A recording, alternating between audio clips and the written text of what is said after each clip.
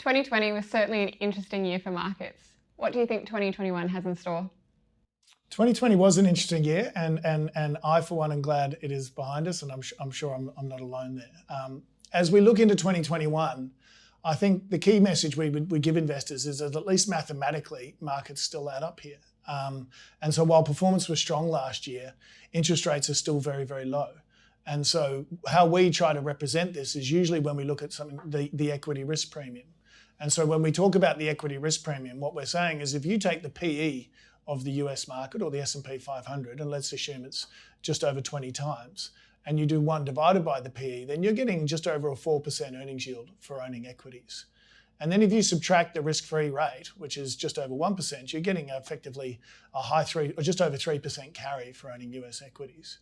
And if we look at that back over time, then that is actually a reasonably good carry for equities. And so despite the performance that markets have driven over the last year, they still don't look expensive versus bonds. And so if we carry that forward, the key thing from our point of view to point out that is if either a couple of things have to change here, either earnings have to go down a lot, and we think that's unlikely because COVID is now out of the way and we're in an economic recovery. The other thing that could change is bonds could go up a lot. And we also think that's unlikely because central banks would like to keep interest rates low to help economies recover. And so from our point of view, the path of least resistance here to close this arbitrage is still for equity markets to go higher. And yes, while there is areas of speculation, on the whole, they are not over expensive at the moment. And so that is our path of least resistance.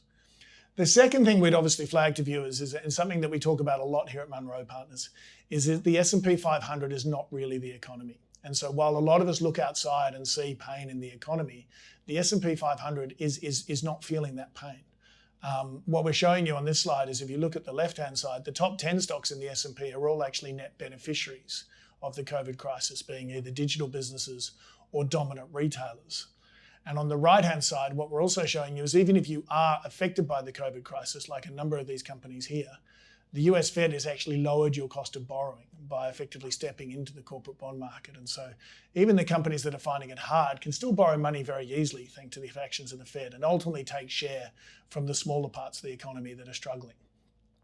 And so while this dynamic is probably not going to last forever, ultimately because it is driving inequality in the marketplace, it is something that we think that can last for a number of years still.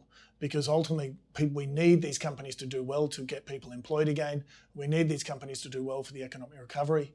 Yes, it will equal higher taxes down the road, but we do think that's a fair way off. And so from our point of view, on the whole, we remain broadly bullish equity markets as we enter 2021. What are the key risks to this outlook? And what can you do to protect against these risks?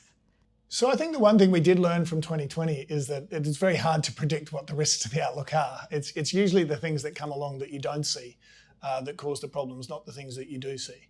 But at least as we sit here today, we would flag a number of risks that we can see that worry us as to the positive outlook for markets. And the first and foremost is obviously COVID.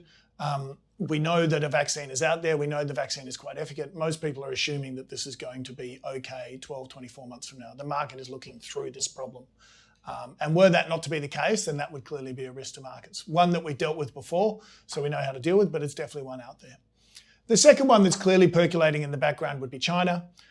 China is definitely behaving probably slightly more erratically than we would have predicted, particularly now that Biden's been elected. And it's definitely something worth monitoring from that point of view. The third risk is definitely the one that we think is probably the riskiest one out there, is the risk of inflation.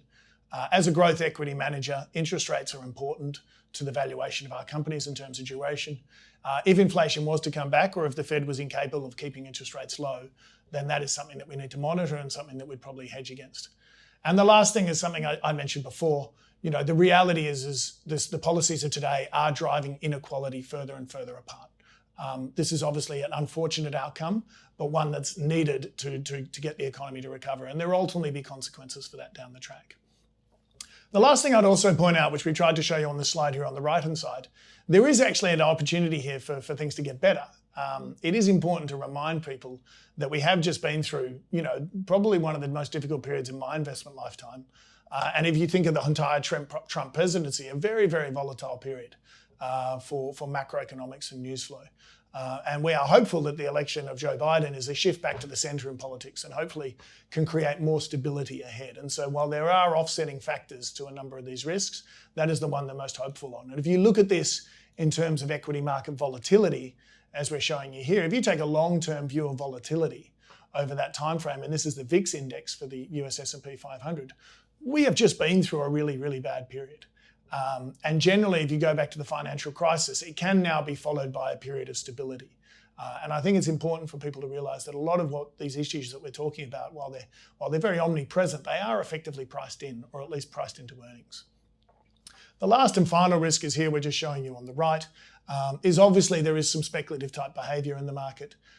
And that speculative type behaviour is right now in pockets, like electric vehicles or in sort of certain technology areas. And that speculative behaviour is around, but you don't see it in companies like Microsoft or Amazon, so from that point of view. So it's not in the whole market today.